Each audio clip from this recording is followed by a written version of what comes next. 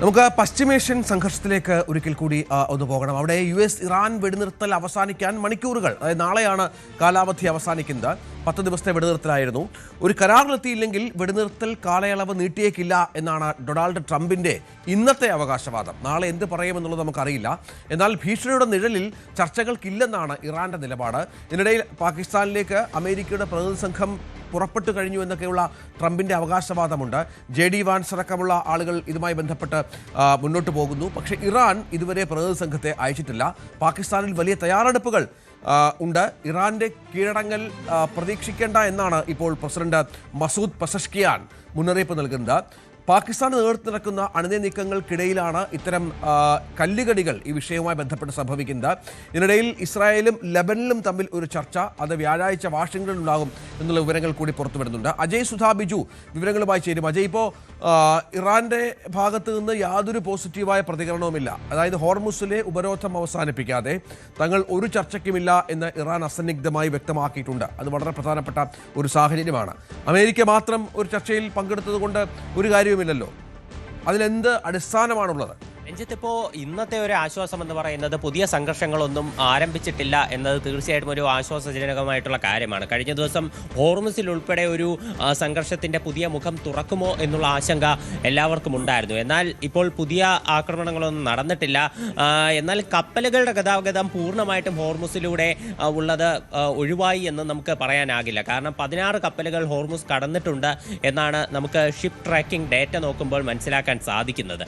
എന്നാൽ US ഉപരോധം ഇപ്പോഴും മേഖലയിൽ തുടർന്നു വരുന്നുണ്ട്. ഹോർമുസ് അടച്ചുകൊണ്ടുള്ള ഇറാന്റെ നടപടിക്രമങ്ങളും മുന്നോട്ട് പോകുന്നുണ്ട്. ഈ സാഹചര്യത്തിൽ ഇപ്പോൾ ചർച്ചകൾ എങ്ങനെ എന്നത് മാത്രമാണ് എല്ലാവരുടെയും മനസ്സിലുള്ള ഒരു ചോദ്യം എന്ന് പറയുന്നത്. ട്രംപ് കഴിഞ്ഞ ദിവസം ഒരു ടെലിവിഷൻ അഭിമുഖത്തിൽ പ്രതികരിച്ചത് ഈ US-ന്റെ ഈ വെടിനിർത്തൽ അത് ബുധനാഴ്ചയ്ക്ക് ശേഷം അങ്ങനെ നീട്ടി നൽകാൻ സാധ്യതയില്ലെന്ന് തന്നെയാണ്. ബുധനാഴ്ച വൈകിട്ട് US സമയം അനുസരിച്ച് ബുധനാഴ്ച വൈകിട്ടാണ് ഈ വെടിനിർത്തലിന്റെ കാലയളവ് അവസാനിക്കുക. അതിനുശേഷം എന്ത് എന്നുള്ള ചോദ്യത്തിന് ട്രംപ് കൃത്യമായ ഒരു മറുപടി ഇതുവരെ പറഞ്ഞിട്ടില്ല. ബുധനാഴ്ച വൈകിട്ട് US സമയം എന്ന് കണക്കാക്കുമ്പോൾ ഇന്ത്യൻ സമയം അത് വ്യാഴാഴ്ച പുലർച്ചെ വരും എന്നാണ് കരുതുന്നത്. പക്ഷേ അതിനുശേഷം ഇപ്പോൾ ഇറാന്റെ നടപടികളും ഇപ്പോൾ വ്യക്തമായിട്ടില്ല. എന്തായാലും ഇപ്പോൾ ഒരു ചർച്ചയ്ക്കില്ല എന്ന് തന്നെയാണ് ഇറാൻ പൂർണ്ണമായിട്ടും വ്യക്തമാക്കുന്നത്. ഇറാന്റെ വിദേശകാര്യ വക്താവായിട്ടുള്ള ഇസ്മായിൽ ബഗൈ പറയുന്നത് ചർച്ചകൾക്ക് ഇറാൻ തയ്യാറല്ല. ഇറാനിയൻ പ്രതിനിധി സംഘം പാകിസ്ഥാനിലേക്ക് എത്തില്ല എന്ന് തന്നെയാണ്. ഇറാന്റെ വിദേശകാര്യമന്ത്രിയായിട്ടുള്ള അബ്ബാസ് അറക്ചി പറയുന്നത് ഇപ്പോൾ ഇത്തരത്തിലൊരു കീഴടങ്ങൽ ഒരിക്കലും പ്രതീക്ഷിക്കേണ്ട. US-ന്റെ ഒരു സമ്മർദ്ദത്തിന് വഴങ്ങി ഇറാൻ ഒരിക്കലും ഒരു കരാറിൽ ഏർപ്പെടില്ല എന്നാണ്. ഇറാന്റെ പാർലമെന്റ് സ്പീക്കറായിട്ടുള്ള മുഹമ്മദ് ബാഖർ കാലിബാഫ് പറയുന്നത് US ചർച്ചയുടെ പേരും പറഞ്ഞ് അതൊരു കീഴടങ്ങലിന്റെ വേദിയാക്കാനാണ് ശ്രമിക്കുന്നത് എന്നാണ്. എന്തായാലും നിലവിൽ US-ന്റെ ഭാഗത്ത് നിന്ന് കടുത്ത സമ്മർദ്ദം തന്നെയുണ്ട്. കഴിഞ്ഞ ദിവസം, അതായത് തിങ്കളാഴ്ച പുലർച്ചെയോടെ US പ്രതിനിധി സംഘം പാകിസ്ഥാനിലേക്ക് തിരിച്ചു എന്നാണ് ട്രംപ് അവകാശപ്പെട്ടിരുന്നത്. എന്നാൽ അവർ ഇന്നാകും പുറപ്പെടുന്നത് എന്നാണ് ചില മാധ്യമ റിപ്പോർട്ടുകളടക്കം സൂചിപ്പിക്കുന്നത്. ഇന്നാണെങ്കിൽ നാളെ പുലർച്ചെയോടെ പാകിസ്ഥാനിലേക്ക് എത്തുക ആയിരിക്കും ഉദ്ദേശം. അതുപോലെ ഇതേ സമയം തന്നെ പാകിസ്ഥാന്റെ പ്രധാനമന്ത്രിയും അതുപോലെ തന്നെ വിദേശകാര്യമന്ത്രിയും ഇറാനുമായിട്ട് നിരന്തരം ചർച്ചകൾ നടക്കുന്നുണ്ട്. അജയ്, ഈ ഹോർമുസിലെ ഉപരോധമാണല്ലോ പ്രധാന പ്രശ്നം. ഇറാൻ പറയുന്നത് ഈ ഉപരോധം പിൻവലിക്കാതെ യാതൊരു ചർച്ചകൾക്കും ഞങ്ങൾ സന്നദ്ധരല്ല. പക്ഷേ അവിടെ ഇറാന്റെ കപ്പലടക്കം പിടിച്ചെടുക്കുന്ന പ്രകോപനത്തിലേക്ക് ഇന്നലെയാണ് US പോയത്. അതിൽ നിന്ന് പിന്നോട്ടില്ല. ആ കപ്പൽ വിട്ടുകൊടുത്തു എന്നുള്ള വിവരം നമുക്കിപ്പോഴില്ല. പക്ഷേ ഉപരോധം പിൻവലിക്കുമെന്നും പറയുന്നില്ല. ഉപരോധം പിൻവലിക്കാതെ ഒരു തരത്തിലുമുള്ള വിട്ടുവീഴ്ചയ്ക്ക് തയ്യാറല്ല എന്ന് ഇറാൻ പറയുന്നുണ്ട്. പലപ്പോഴും നമുക്കറിയാം ഇറാന്റെ വാദങ്ങൾ അതേപോലെ അവർ പുലർത്താറുണ്ട്. ട്രംപ് പലപ്പോഴും പല കാര്യങ്ങളിൽ നിന്നും പിന്നോട്ട് പോകാറുണ്ട്. എങ്കിൽ പോലും അവിടെയാണ് എന്താണ് ഈ ഉപരോധവുമായി ബന്ധപ്പെട്ട അമേരിക്കയുടെ തീരുമാനമെന്ന് നിർണായകമാകുന്നത്. പാകിസ്ഥാനൊക്കെ ഡൊണാൾഡ് ട്രംപുമായി സംസാരിച്ചു എന്ന് മനസ്സിലാക്കുന്നുണ്ട്. ഈ ഉപരോധം ഒരു പ്രശ്നമാണ് എന്ന കാര്യത്തിൽ എന്തെങ്കിലും ഒരു തരത്തിലുള്ളൊരു കീഴടങ്ങൽ ഈ വിഷയത്തിൽ ട്രംപിന്റെ ഭാഗത്ത് നിന്ന് ഉണ്ടായേ തീരൂ, അല്ലാതെ ചർച്ചകൾ നടക്കില്ലല്ലോ. നിലവിൽ പാകിസ്ഥാന്റെ ഫീൽഡ് മാർഷലായിട്ടുള്ള അസീം മുനീർ പ്രസിഡന്റ് ഡൊണാൾഡ് ട്രംപുമായിട്ട് സംസാരിച്ചു എന്നാണ് വിവരമുള്ളത്.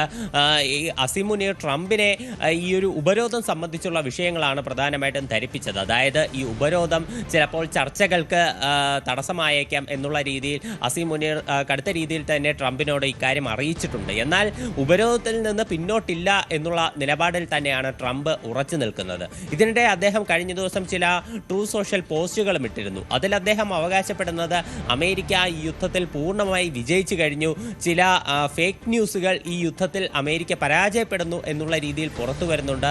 വാൾസ്ട്രീറ്റ് ജേർണലും അതുപോലെ തന്നെ വാഷിംഗ്ടൺ പോസ്റ്റുമൊക്കെയാണ് ഇതിന് പിന്നിൽ. എന്നാൽ ഇവർ പറയുന്നതൊന്നും ശരിയല്ല എന്നൊക്കെയാണ് ട്രംപ് ട്രൂ സോഷ്യൽ വഴി പങ്കുവച്ചിട്ടുള്ളത്. അതുപോലെ തന്നെ മുൻ പ്രസിഡന്റുമാരെ വിമർശിച്ചുകൊണ്ടും ട്രംപ് പ്രതികരിച്ചിട്ടുണ്ട്. അതായത് ഒബാമയും അതുപോലെ ജോ ബൈഡനും എല്ലാം ഇറാനോട് സ്വീകരിച്ചിട്ടുള്ള നയങ്ങൾ അത് വെറും വിഡ്ഢിത്തമാണ്. ഇറാന് അനാവശ്യമായിട്ട് US-ൽ നിന്ന് പണം ഒഴുകിക്കൊണ്ടിരുന്നു, അതിന് ഇവരാണ് കാരണം, അന്നുണ്ടാക്കിയ ആണവ കരാറുകളെല്ലാം വെറും വേസ്റ്റ് ആണ് എന്നൊക്കെയാണ് ട്രംപിന്റെ പ്രഖ്യാപനം. അതുകൊണ്ട് തന്നെ ഈ ആണവ കരാറിനും ട്രംപ് വളരെയധികം ഊന്നൽ നൽകുന്നുണ്ട്. അതുപോലെ ഹോർമുസിന്റെ വിഷയത്തിലും ട്രംപ് ഒരു വിട്ടുവീഴ്ചയ്ക്ക് ഇതുവരെ തയ്യാറാകുന്നില്ല. ഉപരോധം അവസാനിപ്പിക്കാൻ ഇപ്പോൾ തയ്യാറല്ല. ഇറാൻ ഒരു ഡീലിലേക്ക് എത്തിച്ചേർന്നാൽ മാത്രമേ ഉപരോധം അവസാനിപ്പിക്കൂ എന്നാണ് ട്രംപിന്റെ നിലപാട്. അതുപോലെ ഒരു ഡീലിലെത്തിയാൽ മാത്രമേ ഈ വെടിനിർത്തൽ കാലയളവ് നീട്ടൂ എന്നും ട്രംപ് വ്യക്തമാക്കുന്നുണ്ട്. ഈ സാഹചര്യത്തിലാണ് ചർച്ചകൾ അത് കൂടുതൽ പ്രതിസന്ധിയിലേക്ക് പോകുന്നത്. ഇവിടെ ആരൊരു വിട്ടുവീഴ്ചയ്ക്ക് തയ്യാറാകും എന്നുള്ളത് ഇതുവരെ വ്യക്തമാക്കിയിട്ടില്ല. ഇറാൻ തങ്ങളുടെ നിലപാടിൽ പറഞ്ഞതിൽ തന്നെ ഉറച്ചു നിൽക്കുകയാണ്. അവർ ലെവലേശം പിന്നോട്ടില്ല എന്നാണ് നമുക്ക് നിലവിലെ സാഹചര്യത്തിൽ മനസ്സിലാക്കുന്നത്.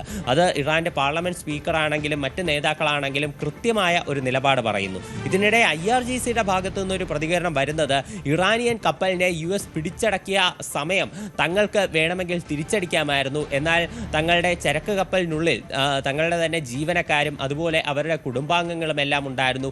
ഇത് കാരണമാണ് തങ്ങൾ കൃത്യമായ മറുപടി ഇതിന് നൽകാത്തത് എന്നാണ് IRGC നിലവിൽ വ്യക്തമാക്കുന്നത്. അപ്പോൾ തിരിച്ചടിക്ക് തയ്യാറായി IRGC ഏത് നിമിഷവും അവിടെ മുന്നിലുണ്ട്. അതുപോലെ ഇറാനിയൻ നേതാക്കളും പ്രസ്താവനയിൽ നിന്ന് ഒട്ടും പിന്നോട്ടില്ല. ട്രംപ് ഇതിനിടെ ഒട്ടും പ്രവചിക്കാനാകാത്ത വാക്കുകളാണ് പലപ്പോഴും മുന്നോട്ട് വയ്ക്കുന്നത്. ഇതിനിടെ US പ്രതിനിധി സംഘം പാകിസ്ഥാനിലേക്ക് എത്തുകയും ചെയ്യുന്നു.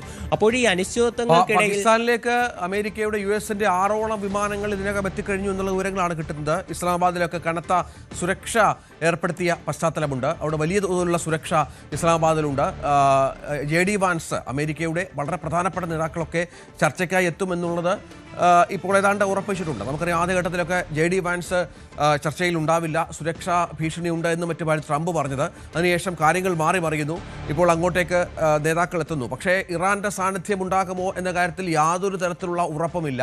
അപ്പോൾ ചർച്ച ആരൊക്കെ തമ്മിലായിരിക്കാം? വളരെ കൃത്യമായി തന്നെ അസീം മുനീർ ട്രംപുമായി സംസാരിച്ച് ഉപരോധം പിൻവലിക്കണമെന്ന ആവശ്യം മുന്നോട്ട് വെച്ചു എന്നാണ്. പക്ഷേ ഒരു തരത്തിലും ട്രംപ് വഴങ്ങുന്നില്ല എന്നുള്ളതാണ് ഇന്നിപ്പോൾ തൊട്ട് മുന്നേ വരുന്ന വാർത്ത എന്നുള്ളതാണ് അജയ്. അതായത് ഒരു തരത്തിലും ട്രംപ് ഇതിനോട് വഴങ്ങുന്നില്ല. ട്രംപ് പറയുന്നത് താങ്കളുടെ ഉപദേശമൊക്കെ ഞാൻ കേട്ടു, പക്ഷേ ഒരു തരത്തിലും തൽക്കാലം ഉപരോധം പിൻവലിക്കില്ല എന്നുള്ള നിലപാടിലേക്ക് ട്രംപ് പറയുകയാണ്. തീക്കളി വേണ്ട എന്ന് ഇറാൻ ആവശ്യപ്പെട്ടിട്ടും ട്രംപ് പിന്നോട്ടില്ല എന്നാണ് മനസ്സിലാക്കേണ്ടത്. ഇന്ന് അവസാനിക്കുന്ന വെടിനിർത്തൽ കാലാവധി നീട്ടില്ല എന്നും ട്രംപ് മുന്നോട്ട് വെക്കുന്നുണ്ട്. ഇറാനുമായുള്ള ചർച്ചയ്ക്ക് ഈ ബ്ലോക്കേഡ് തടസ്സമാണ് എന്ന് ബോധ്യപ്പെടുത്തിയിട്ടും ശരി, ഉപദേശം പരിഗണിക്കാം എന്നാണ് ട്രംപിൻ്റെ മറുപടി. ഇങ്ങനെയാണ് ട്രംപ് പ്രതികരിക്കുന്നത് മീഡിയേറ്ററോട്.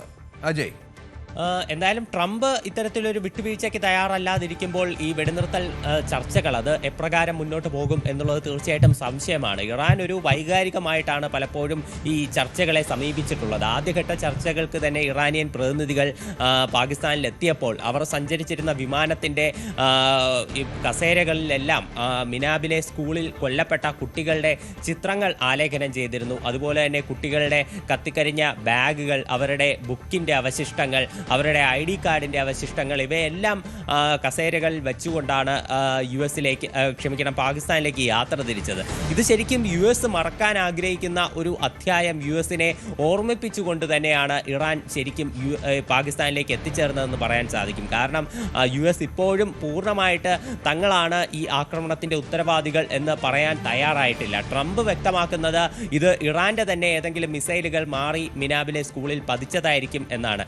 എന്തായാലും US തന്നെ ഈ ആക്രമണത്തിന് പിന്നിൽ എന്നാണ് പലതരം US-ന്റെ തന്നെ ഇന്റേണൽ റിപ്പോർട്ടുകളാണെങ്കിലും അതുപോലെ പല അന്താരാഷ്ട്ര അന്വേഷണങ്ങളിലൂടെ ആണെങ്കിലും നിലവിൽ വ്യക്തമാകുന്നത്. അപ്പോൾ ഇത്തരത്തിൽ US മറക്കാൻ ആഗ്രഹിക്കുന്ന ആ അധ്യായം തന്നെ ഓർമ്മിപ്പിച്ചുകൊണ്ട് വളരെ വൈകാരികമായി ഈ ചർച്ചയെ സമീപിക്കുമ്പോൾ US-ന് എങ്ങനെയെങ്കിലും ഒരു കരാർ ഉണ്ടാക്കിക്കൊണ്ട് ഈ പ്രശ്നങ്ങളിൽ നിന്ന് തടിയൂരാൻ തന്നെയാണ് ശ്രമം. പക്ഷേ അതിന് ഏറ്റവും കൂടുതൽ വിലങ്ങുതടിയാകുന്നത് ട്രംപിന്റെ നിരന്തരമുള്ള ഇത്തരം പ്രകോപനങ്ങളാണ്. ഈ ഒരു കാരണം കൊണ്ട് തന്നെ US സൈന്യത്തിലും പലതരം അഭിപ്രായ ഭിന്നതകൾ ഉള്ളതായിട്ടാണ് വിവരം. അത് കാരണം തന്നെയാണ് ഈ സൈനിക മേധാവിയെ ഉൾപ്പെടെ മാറ്റുന്ന ഒരു നിലപാടിലേക്ക് ട്രംപ് യുദ്ധത്തിന്റെ ഇടയ്ക്ക് വെച്ച് എത്തിച്ചേർന്നതെന്നുള്ള വിമർശനങ്ങളും ശക്തമാണ്. എന്തായാലും ഈ ചർച്ചകളെ സംബന്ധിച്ച് ഇപ്പോഴും അനിശ്ചിതത്വം തുടരുകയാണ്. നാളെ തന്നെ ചർച്ചകൾ നടക്കുമെന്നുള്ള രീതിയിൽ US-ന്റെ സംഘം പാകിസ്ഥാനിലേക്ക് എത്തുന്നു. ട്രംപ് ആത്മവിശ്വാസം പ്രകടിപ്പിക്കുന്നത് ഇറാനും ചർച്ചയ്ക്ക് തയ്യാറാകും എന്ന് തന്നെയാണ്. പക്ഷേ ഇതുവരെ ഇറാന്റെ അധികാരികളൊന്നും തന്നെ ഇതിന് ഒരുക്കമാണെന്ന് അറിയിച്ചിട്ടില്ല. ഈ ചർച്ചയിൽ നിന്ന് പിന്നോട്ട് പോകുന്ന ഒരു നിലപാട് തന്നെയാണ് ഇറാൻ ഇപ്പോഴും സ്വീകരിക്കുന്നത്. അപ്പോൾ ഈ പശ്ചാത്തലത്തിൽ എന്ത് എന്നുള്ള ഒരു ചോദ്യം അത് മുന്നിലുണ്ട്. ഇതിനിടെ ലെബനനും ഇസ്രായേലും തമ്മിലുള്ള ചർച്ച വ്യാഴാഴ്ച നടക്കുമെന്ന് അറിയിക്കുകയും ചെയ്തിട്ടുണ്ട്. അതാണ് പുതിയ സാഹചര്യം. ഏതായാലും നമുക്ക് കാത്തിരുന്ന് കാണണം എന്താണ് ട്രംപിൻ്റെ പുതിയ നിലപാട് എന്നുള്ളത്. ഒരുപക്ഷെ ഈ ഹോർമുസ് തുറക്കുക, ഉപരോധം അവസാനിപ്പിക്കുക എന്ന നിലയിലേക്ക് ട്രംപ് എത്തിയേക്കാം. അത്തരം ചില നീക്കങ്ങളൊക്കെ ഇതിനു മുൻപും സംഭവിച്ചിട്ടുണ്ട്. അവസാന നിമിഷം ഇത്തരം കാര്യങ്ങൾക്ക് വെല്ലുവിളികൾ ഉയർത്തുകയും വഴങ്ങുകയും ചെയ്യുന്ന ഒരു രീതി ട്രംപിനുള്ളത് കൊണ്ട് എന്താണ് സംഭവിക്കുക എന്നുള്ളത് കാത്തിരുന്ന് കാണേണ്ടി വരും. ഏതായാലും ഒരു ആക്രമണത്തിലേക്ക് ട്രംപ് ഇനി കടക്കുമോ എന്നുള്ളത് സംശയമാണ്. അതിനുള്ള സാഹചര്യം തൽക്കാലം ആ രാജ്യത്തില്ല എന്നുള്ളതും പ്രധാനമാണ്.